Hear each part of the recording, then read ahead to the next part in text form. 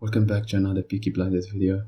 Today I want to share a few thoughts or simply the things I remembered enjoying after rewatching season 4. The season starts off right after the family meeting during the last episode of the previous season, where the Shelbys are facing the consequences of pissing off the elites of the economic league. But as in every season, we also see Tommy's allies becoming even stronger. Alfie Solomons, Winston Churchill, and now even individuals around King George's circle that eventually saves his family from the gallows, but never from certain death. John's death, for instance, made much more sense than I remembered.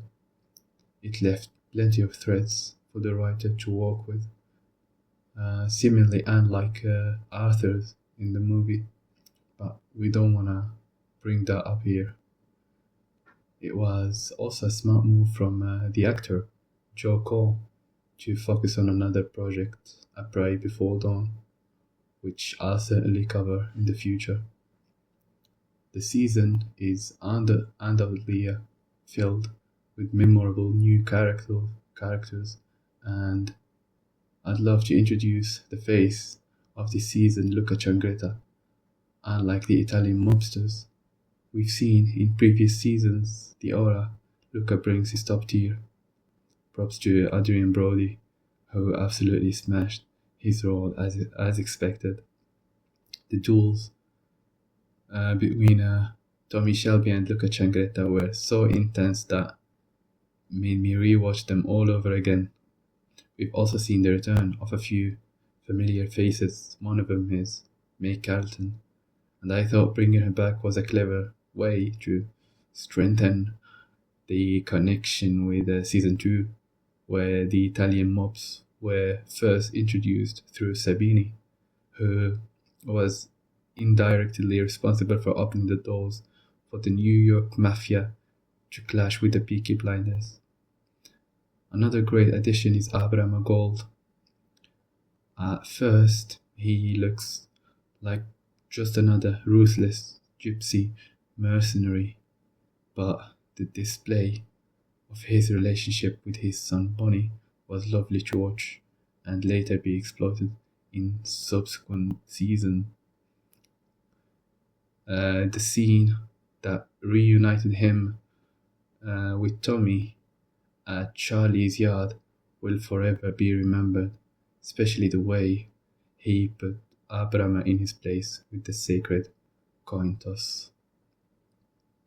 Another thing I've noticed is that this season wasn't nearly as political as the upcoming ones, and I honestly think that one of the reasons so many people loved it was the vendetta between the Shelbys and the Changrettas that remains the dominant theme throughout the whole season.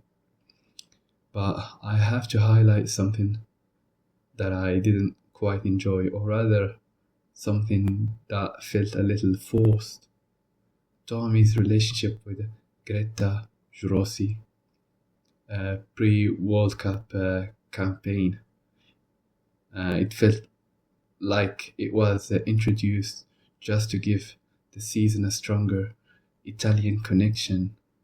I genuinely think it would have made more sense if she had been mentioned much earlier. For example, Tommy could have paid a visit to her grave after returning from the war in 1919, which may have later inspired his plan involving Danny Wisbank's grave in season 1. That would have tied everything together nicely, but I also understand that Stephen Knight probably hadn't come up with that part of Tommy's story back then.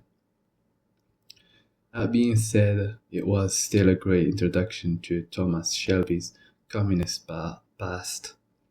Once a young man who believed in the cause, inequality and global justice, only to eventually realize that reality plays by a much simpler rule: big fucks small. The workers' strikes and the revolutionary movement were really well written. I love how Tommy manipulated his own sister in order to clean her communist background and turn it into an opportunity to gain the authorities' trust through another excellent character, Ben Younger, who will go on to play a much bigger role in the following seasons. Now let's talk about Jesse Eden, who was also manipulated by Tommy to serve his long-term political ambitions. Through her influence, he gradually positions himself to control the movement from within, weeding out the threatening members while leaving the harmless ones powerless in the eyes of the crown. And that's really where Tommy Shelby's political life as a socialist MP begins. I also want to mention the evolution of the old cast: Lizzie Stark, Alfie Solomons, Arthur and Linda Shelby, Michael, and Polly Gray in particular. You can already see the seed of betrayal being planted in Michael. On the other hand, Polly's character exists on another level, from madness to rebellion to a mother figure looking after her family, conveying every emotion through every expression. Rest in peace, Helen McCrory. Last but not least, I think the writer leaves us with one of the most important ideas in the final episode. What happens to a man who dares to face himself? Tommy Shelby, invincible on the outside, a pile of contradictions on the inside, unable to stop, in fact willing to shake hands with the devils and walk past them, but never ready to face himself, because after all, the war that you wage against yourself is the only war that cannot be won.